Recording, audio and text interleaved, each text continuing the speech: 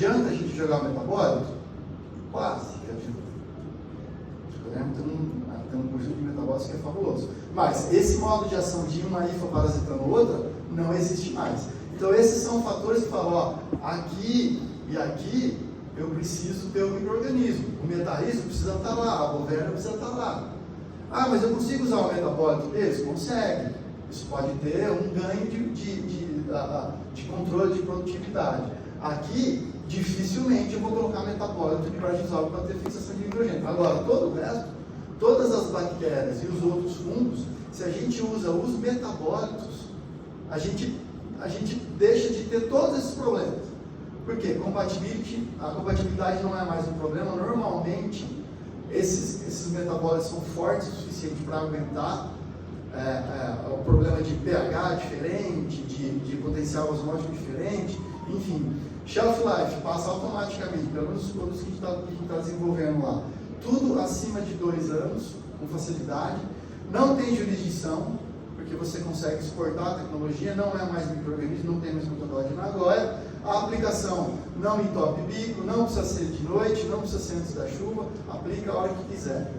E fica muito mais difícil ter a pirataria, porque a produção, geralmente a produção de metabólito, ela vai precisar de um downstream dentro da fábrica, que ficaria muito mais difícil para o pessoal fazer no on-farm, e vai também precisar ter, né, a formulação, enfim, outras características do produto que vai dificultar bastante o on-farm. Então o on-farm ele vai ficar na geração 1 e geração 2. Então vejam que todos esses desafios a gente consegue vencer quando a gente sai do biológico e vai para o biotecnológico. E é aí que eu acho que vai ser a grande revolução que vai acontecer aqui no Brasil e que daí depois os outros países vão seguir, que é um aumento brutal de registros de produtos na base de moléculas. Então o que a gente está falando? Essa nova onda, pelo menos a visão que a gente tem na empresa, ela vai ser composta por produtos à base de metabólito, seja ele pelo registro do metabólito, ou por ser caldo inativado, micro-organismo inativado, e aí o metabólito está junto, ou através de proteínas, peptídeos, enzimas e outras moléculas interessantes que estão ali. Então a gente acha que esses dois, a geração 3 e a geração 4, vai compor essa nova onda aí de registros de inovação na agricultura. Vai acabar a geração 1 e a geração 2? Não, não vai. Eles vão continuar lá porque tem produtos que funcionam muito bem. Mas esses outros que estão surgindo têm aparecido muito forte. Por exemplo, a gente tem um produto que a base de metabólito de bactéria que controlou a doença causada por fungos que foi melhor que o químico. Então veja o tanto que isso é bom para a cadeia como um todo, para o planeta como um todo.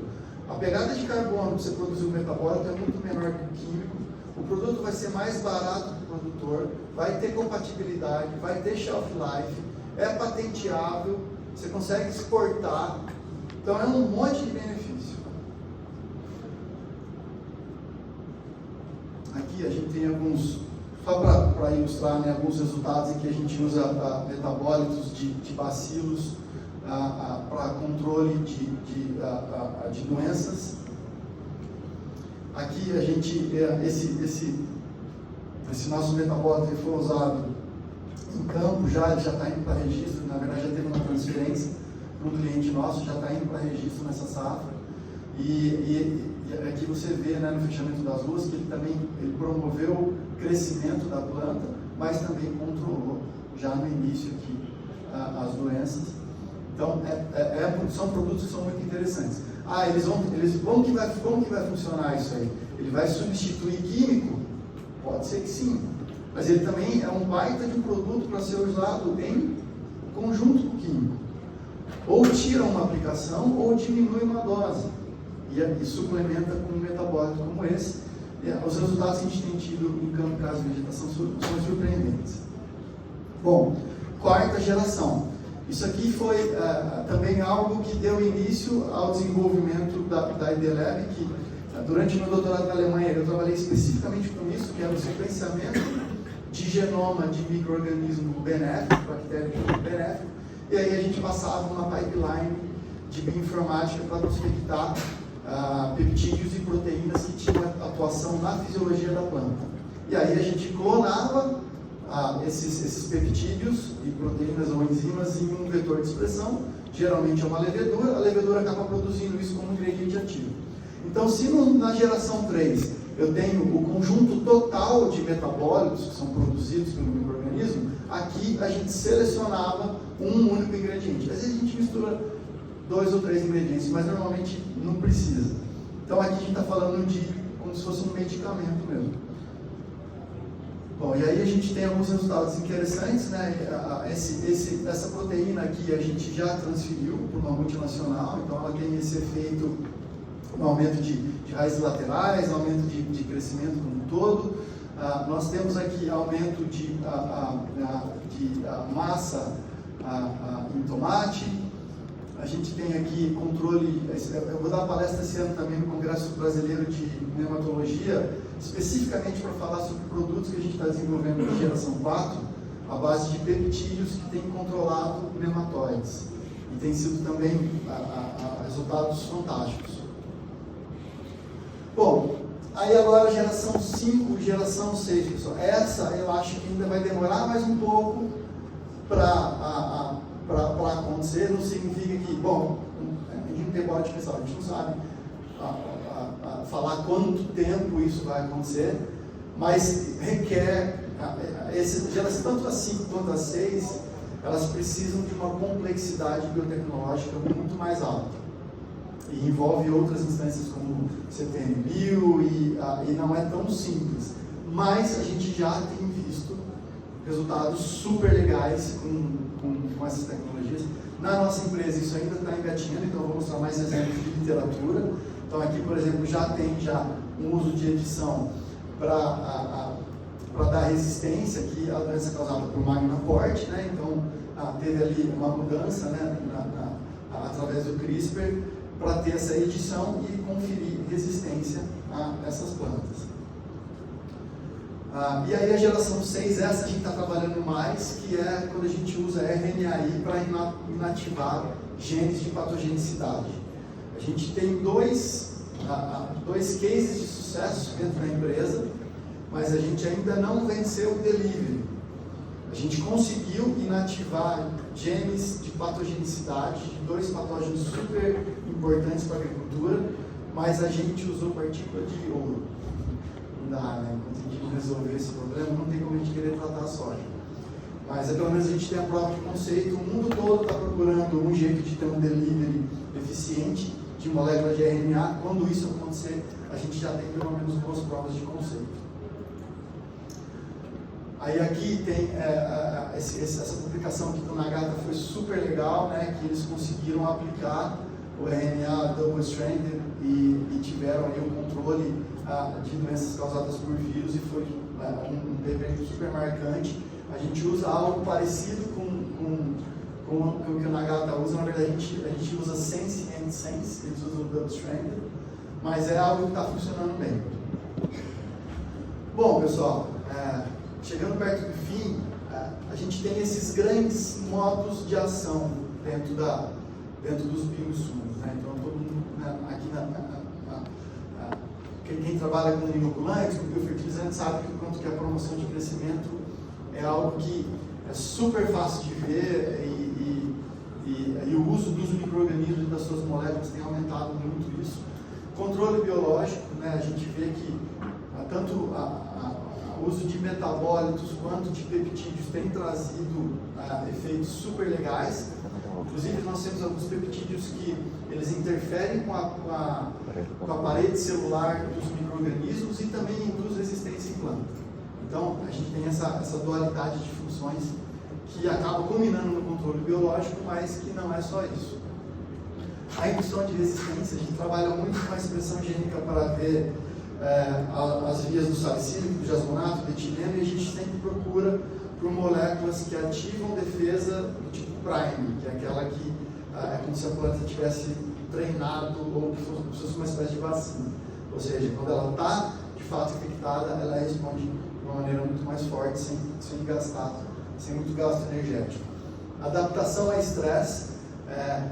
essa aqui, a gente era um pouco mais cético, a gente achava que para adaptação a estresse, a gente precisaria ter o micro-organismo lá, principalmente por conta dos resultados que a gente já teve até então com a estresse hídrico, mas algumas aplicações foliares de metabólitos conferiu adaptação a estresse no sistema radicular. Então é algo que também faz sentido, né? A gente se surpreendeu com isso. E um último modo de ação que tem sido, que foi negligenciado por muito tempo, né? Na agricultura brasileira a gente ficou muito tempo tratando as plantas com fertilizante e com químicos, fertilizante e químico. E nunca tivemos o cuidado, pelo menos não tínhamos o cuidado que hoje nós temos com o solo.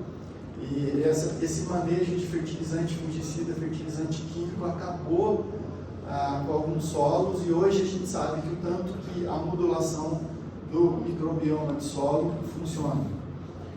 E muitas vezes a modulação, e esse é um outro modo de ação também, que a gente achava que dependia de micro-organismo, essa história das bactérias pioneiras e os maestros que eu falei para vocês, e a gente também caiu do cavalo nessa história porque a gente viu que a aplicação foliar de metabólito modulava a fisiologia da planta, que culminava num exudato radicular diferente.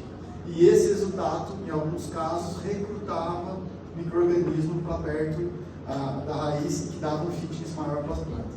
Então, essa história da modulação da microbiota do solo, a gente também acha que vai ser uma baita tendência, que vai aparecer um monte de registro de produto com isso, e a gente tem visto um ganho de fitness muito grande nas plantas. Por que eu falo fitness? Fitness a gente considera que é a junção do potencial de crescimento e produtividade com o potencial de tolerar estresses. Então, quando a planta tem um maior fitness, ela tem um maior potencial de crescimento e de aguentar o perrengue do ambiente. Beleza? Bom, estou chegando ao fim. Para quem não conhece a IDLab, eu convido vocês a entrar no site, ou se quiser conversar comigo, estou à disposição. O que a gente faz, a gente é provedor de inovação em biotecnologia. Então a gente consegue ir da ideia até a produção e com a ajuda de alguns parceiros, o registro dos produtos.